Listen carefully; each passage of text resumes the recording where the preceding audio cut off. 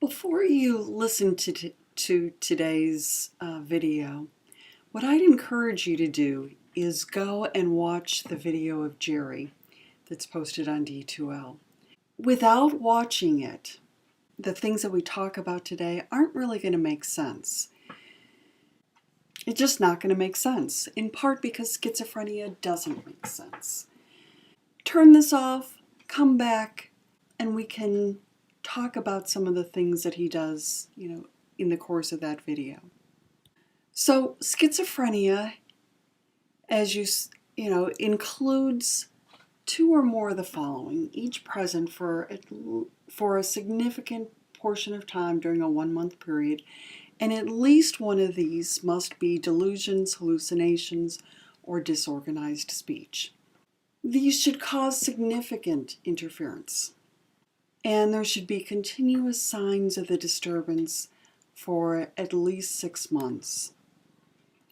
Other disorders, major depressive disorder with psychotic features, bipolar disorder with psychotic features, paranoid personality disorder, all of those have to be ruled out before we're going to feel comfortable with the diagnosis of schizophrenia. We also have to make sure that it's not some sort of substance. So, for example, that it's not, amphetamines, it's not too much caffeine, any of a number of different kinds of things. And if there's a history of an autism spectrum disorder or some sort of communication disorder, you have to have real evidence of hallucinations or delusions. So if we go back to the Jerry video, clearly some delusions, some problems with speech, clearly interference. Here was a man who initially was working on the police force and over a period of time, just deteriorated, clearly more than 6 months. Other disorders don't seem to explain his behaviors as well. And there's no evidence of any substance or medical disorder that might better explain. So, as we're thinking about schizophrenia, one of the things you're going to notice is that there are mixed symptoms across individuals. My favorite video is the Jerry video, but you also can see there's a short video of Etta. Again, some delusions, some disorganization in terms of her perception of the world, and some unusual speech. She doesn't have as much in the way of flat affect, but some really unusual positive symptoms. It's not clear that either Jerry or Etta had any sort of depressive or manic or motor symptoms. About 1% of the population is diagnosed with schizophrenia. Generally, men are diagnosed earlier. Women, more towards menopause. A lot of substance abuse. So, 4.5 times as frequent. Back to thinking about perhaps some sort of self-medicating. A lot of cigarettes. Again, some suggestion of self-medicating. 3 times as much as the regular population. A lot of depression. A lot of suicidality. If you are working with this population, a number of kinds of issues that you need to be thinking about. Mood issues, suicidality, and substances.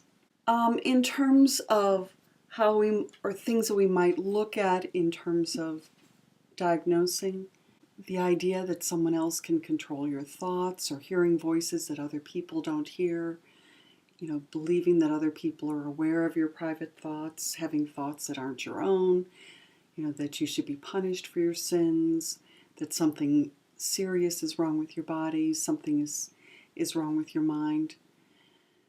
You might have thought that one or two of these sounded normal, but as a group, this constellation of symptoms is pretty unusual. Typically, we make a distinction between positive symptoms and negative symptoms.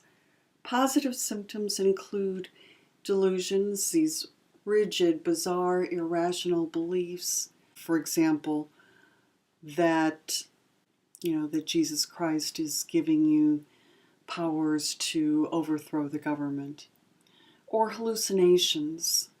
Often these are auditory, including hearing voices saying that one should kill oneself, or sometimes kill somebody else. Disorganized speech. We'll talk about a number of different examples. So places where speech just doesn't convey meaningful information. Sometimes showing emotions that are inappropriate for a given situation. So for example, getting a sympathy card relative to losing a family member and being excited because you like the black frame around the card. Or unusual motor movements, either marked by severe restriction of movement. So often people will hold really strange postures for very long periods of time. Or on the other hand, extreme excitability in movement. So let's talk our way through some of these things. Nonsensical associations. The researcher says the cattle were in the pen, and the person with schizophrenia says, just like the one in my pocket. Well, what seems to be happening here is that this person is not able to recognize a difference in the uses of pen, and so makes unusual associations. Or in this one, making associations based on the way that the words sound. Oh, you can have all the keys you want. They broke into the store and found keys. What's the use of keys? Policeman, watchman, dogs, dog show. The spaniel was the best dog this year. He is Spanish, etc.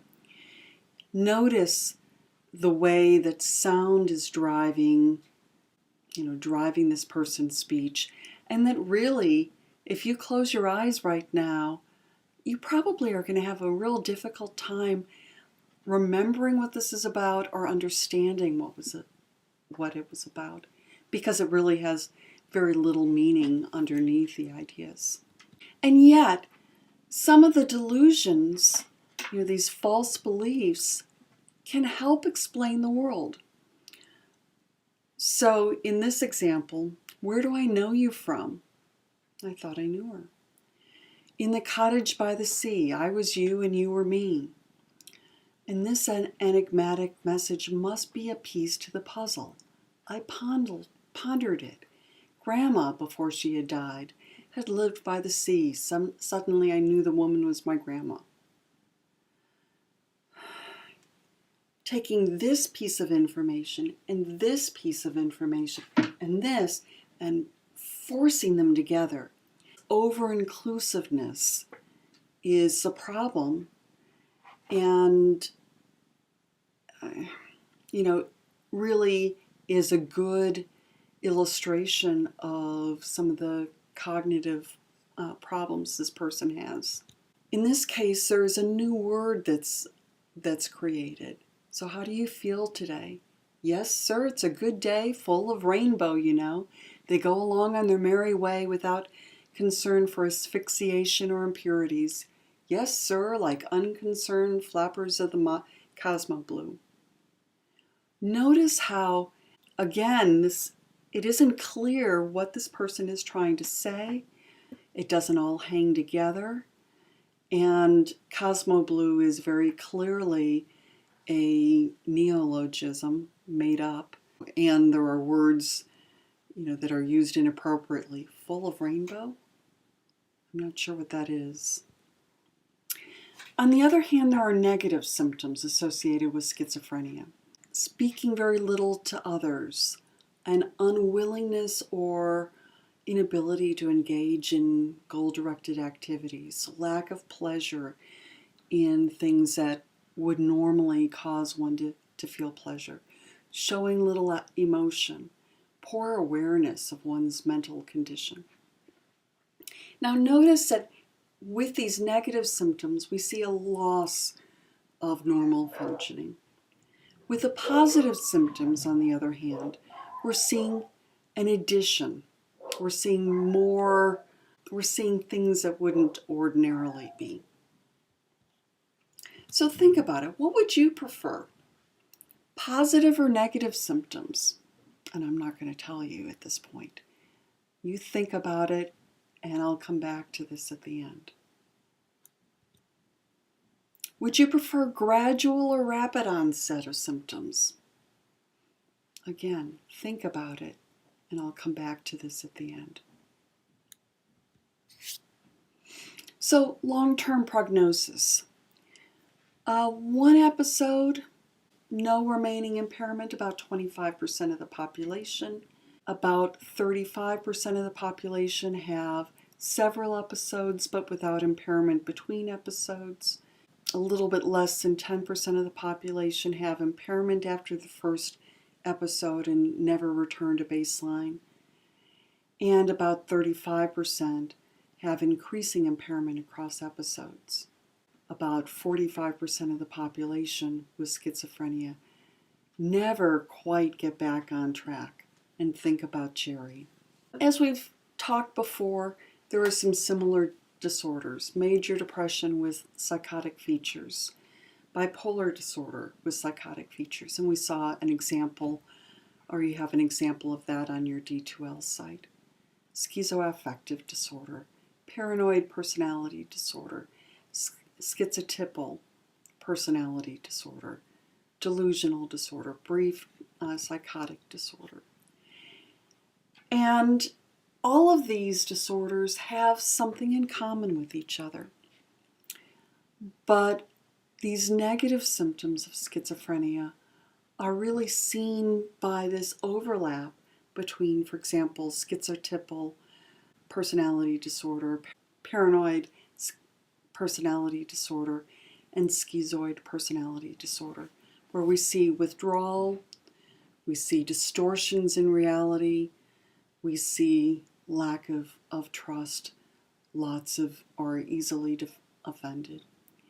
And clearly you see that paranoia and mistrustfulness with Jerry. Earlier I had asked what would you prefer, positive or negative symptoms? And I'm wondering what you thought. The correct answer is positive symptoms, because positive symptoms seem to be more treatable with medication. And traditionally, we have thought of negative symptoms in terms of brain damage. So I think positive symptoms, best answer. Again, think about what you would suggest, and my suggestion would be that I would prefer rapid onset of symptoms rather than gradual. Because with rapid onset, you're going to clearly recognize that there is a problem, your family and friends are going to get you help, and you are going to be more likely to get the kind of make some of the kinds of changes that you need. Where with gradual, it may happen so slowly that you and the people around you don't even recognize that there is a problem. And I went longer with this episode than I had expected, and so we're going to break this down into 2 different pieces. The next one's pretty short. Take care.